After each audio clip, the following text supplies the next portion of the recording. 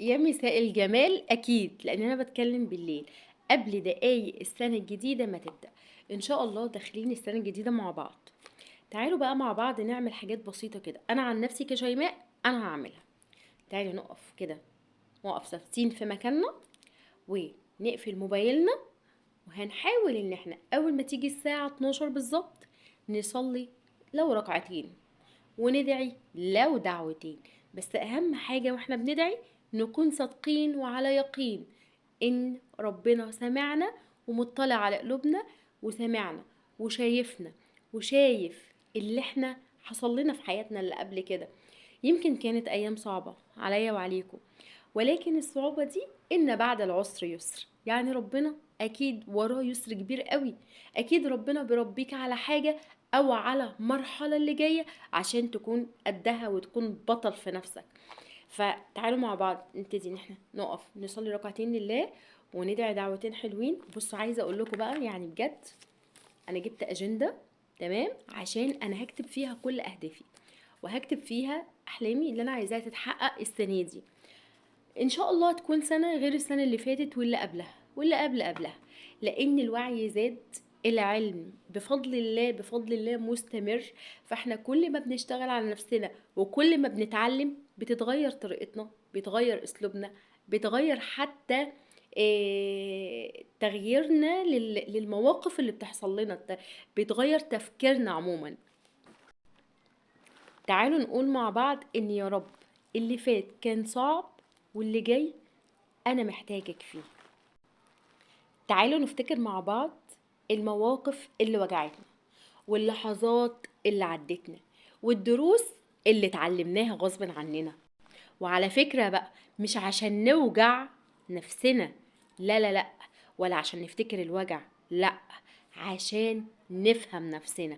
كل وجع بيعورك او شوكة بتشكك او ابرة بتعورك، افتكر ان الوجع ده كان سبب ليك انك تشوف ايه اللي في الدايرة هنا كانت فساد ليك. وربنا عمل كده عشان بعدها لما تيجي تطيب على جرحك تطيب عليه وهو صفي ونقي ونظيف. الخطوة التانية، تعالوا نكتب مع بعض ايه اللي عدى وأثر، ايه اللي عدى ونسيناه، وايه اللي لسه موجود ومأثر فينا، وايه اللي ناويين نسيبه ونرميه ورا ظهرنا.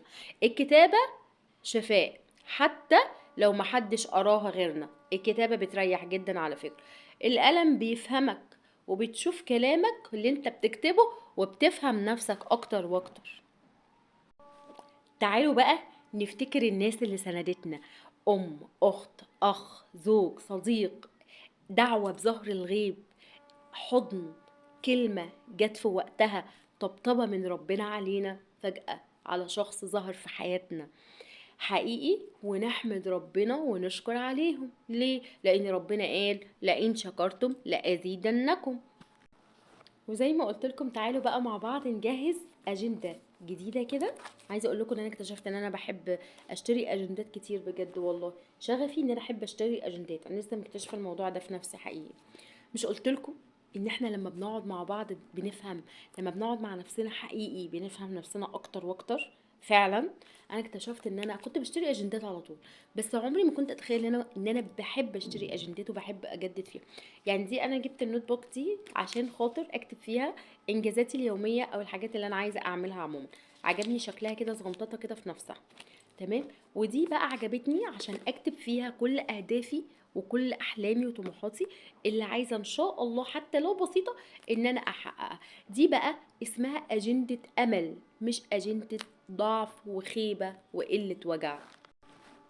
تعالوا بقى نكتب فيها احلامنا حتى لو بعيده، نكتب فيها كمان اهداف بسيطه وقابله ان احنا نحققها.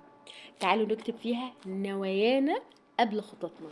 كل ما هتاخد السنة الجديدة على انها نوايا جديدة، انوي. النية بتفرق والله العظيم جدا، اقسم بالله النية بتفرق جدا. دي عن تجربة شخصية. يعني لما تيجي تقول دلوقتي الله، ايه ده، انا نويت يا رب السنة دي ان انا ارضي ابويا وامي، انا نويت يا رب السنة دي ان انا اربي ولادي تربية صالحة، انا نويت يا رب السنة دي ان انا اتمسك بالشخص اللي بحبه وما سيبوش ابدا، ونسيب مساحة لربنا ان هو يختار لنا الافضل. تعالوا ندعي مع بعض دعوة حلوة قوي. يا رب انها سنة جديدة وعمر جديد ليا، يا رب خلي السنة دي احن على نفسي واقرب لنفسي وارحم بيا على نفسي. قبل ما اختم بقى عايزة اقولك ان السنة الجديدة هي مش محتاجة نسخة مثالية منك. السنة الجديدة محتاجة نسخة صادقة منك، في نيتك، في أفعالك، في تصرفاتك، في حبك للآخرين. ودي كانت نهايتي للفيديو. يا رب يكون فيديو خفيف وجميل على قلبكم. يا رب نقدر نعمل اللي احنا فعلا اللي انا بقول لكم عليه، حتى لو حاجات بسيطة. والله لو الكتابة بتفرق جدا، الكتابة فرقت معايا قوي بجد في حياتي. وخلينا السنة دي سنة السلام. خلينا نطلب من ربنا كل يوم ان احنا نطلب السلام في حياتنا، نطلب السلام في يومنا، نطلب السلام في وقتنا. لان حقيقي اسم السلام ده من اسماء الله الحسنى، اسم جميل جدا جدا جدا. لو اتبعناه في حياتنا هنرتاح جدا بجد، صدقوني. هنبقى قاعدين مع نفسنا كده في سلام نفسي حقيقي.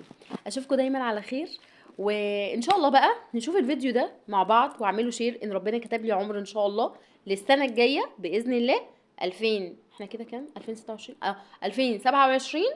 نشوف الفيديو ده ونشاركه مع بعض، ونكون حققنا معظم او كل احلامنا اللي بنتمناها. اشوفكم بخير.